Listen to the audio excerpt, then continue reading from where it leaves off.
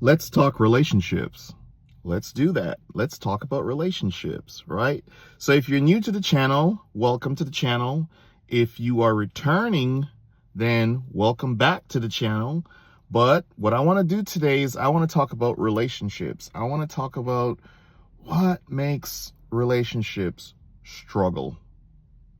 And I guess if we talk about what makes them struggle, we're also maybe talking about what makes them work, right? So let's do something opposite, because, a lot of times I see videos on like what makes relationships work. Let's talk about what makes relationships don't work. And maybe while we're going through that process, we'll figure out what makes relationships actually work. All right. So if you're new, please subscribe, please comment, please share, all that good stuff. Please hit the like button. I am on my way to 5,000 subscribers right now. I think I have over 2,000 subscribers. And so you're with me on that journey to 5,000 subs. So welcome. Please feel free to leave your comments. Please feel free to leave your thoughts. Let me know. The whole goal of this channel is so that we learn from each other, that we share through comments or through me talking to you. And eventually when I get to the point where I'm doing like live, having like live conversations and stuff like that. So anyway, all right. So I'm just going to talk and see where this goes. Relationships. What doesn't work? Communication. But communication is such a broad thing that we need to dissect it a little bit. It's really, really such a broad thing, but we really need to dissect what really doesn't work as far as communication is concerned. So it could be communication in terms of money. Let's start there, right? Who's spending what on what? And do you have joint bank accounts? What does that look like as far as how you pool your resources, your finances together? Who, is someone saying this is my money, that is your money? Like, how does that work? That communication part works. That is something that you definitely need to have a conversation with someone before you get into a relationship with them, like a committed relationship, like a marriage where you're combining your resources, because it's like, well, there's money, but how are we going to spend it? And if we're in this together, then is my money your money, or vice versa? Like, what does that actually look like? Because money, as they say, is the number one reason why people divorce, right? Because the absence of money or the misuse of money can lead to a lot of arguments. And that's why you see a lot of people will get divorced a lot of times, because of money, right? So how are you communicating with money? Should people have their own bank accounts? Should you have your own bank account? I think everyone needs their own bank account. I think you can have a joint account where you pay, whether it's the mortgage, the rent, the utilities, or whatever the case is. Like, that's a joint account. And maybe you do it like that, or there's a joint savings account where you're pooling together for emergencies, for unexpected expenses, for trips, vacations, all that sort of stuff. So you have that joint account for something like that, because money is something else. So you have that joint account, and then you have your individual accounts. Because I think if you're an adult, you should, doesn't mean that folks know how to do it, but they should know how to manage their money. Like, you should know how to manage your money. So if you have the joint account where you're pooling resources together to take care of certain things, and then each person then has their individual account, I think that is best as far as money is concerned. Now, who's going to pay what? Who's going to, pay for this, pay for that? That's going to be decided between you all. As you're in that relationship, you decide that. And so when I spend my money from my account, and it's not coming from the joint account, then,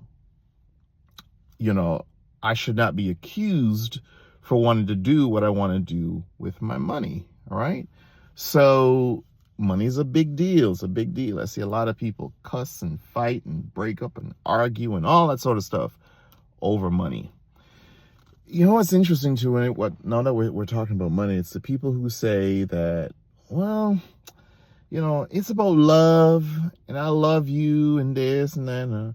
Yeah. You need a lot of that too. You need a lot of love, but let's get out of the fantasy. You need to eat. You need to pay bills. You don't want to be stressed out all the time because of cash, a lack of cash. So money is an important staple in a relationship. Absolutely important staple. Now, does it make the relationship? No. Can it break the relationship? Yeah. Is it a huge factor in folks being comfortable and being happy? Yeah. Money is a huge deal. So we can't look past the impact of money. What's the next thing? So we're talking about communication, right? And money falls under that. How we communicate, how we talk about money. The next thing I think that is important is when you're communicating about sexual expectations in a relationship. Ooh, that's a big one. And usually when you talk about sex, sometimes people get a little skittish, just start laughing. It's a giggly topic, sort of stuff. Some people are uncomfortable about it. They don't want to talk about it. But to be honest, if you're going to be in a healthy, committed relationship with someone, you have to feel so comfortable with that person that you're able to actually approach them and have a conversation with them about sex, about intimacy in your relationship. I mean, after all, that is the person you're going to be intimate with, right?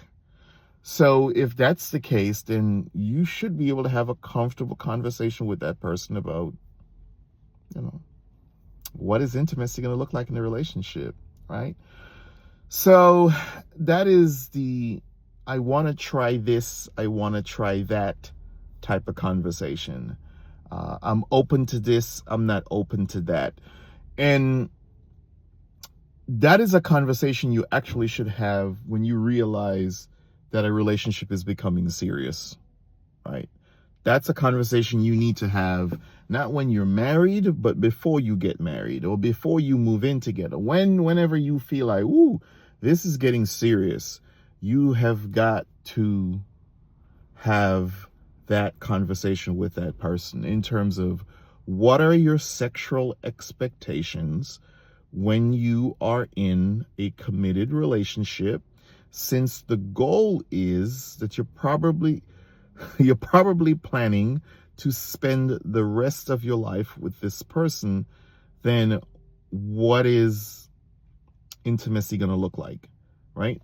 Since you're planning to be with this person, to spend the rest of your life with this person, what is intimacy going to look like? Are you open to this, or are you not open to that? Because I have also seen, and I've done a lot of life coaching, lots of life coaching in my life, and I've seen people have arguments over sex. How many times, that somebody wants to have sex? What are the expectations for how often you're going to have sex? What are the expectations for, the types of sexual things you're going to engage in? There are people who want open relationships. There are people who want open relationships, but with certain types of boundaries or stipulations to them. There are people who are open to certain types of foreplay, and there's some people who are not open to that sort of stuff. So a lot of times it's treated as a joke, and sometimes I don't think it's given enough attention. And people are so caught up in the fantasy land of, oh, we're together and we're in love and we're doing this right now. But the thing is, are you doing this because this is what you feel you need to do to be with this person? And then if you're doing it, are you going to continue doing what you're doing so that when, you all become serious, somebody doesn't say, well, you don't do so and so anymore. You don't do this anymore. You do. It's a serious conversation that needs to be had. Serious conversation that needs to be had. Folks need to talk about what is sex going to look like in their relationship. All right. So that's why I'm going to end it today with those two things. I'm going to come back with part 2 to this, but you got to communicate. Two things that could destroy your relationship. What does finances look like in your relationship? How are you going to manage those finances?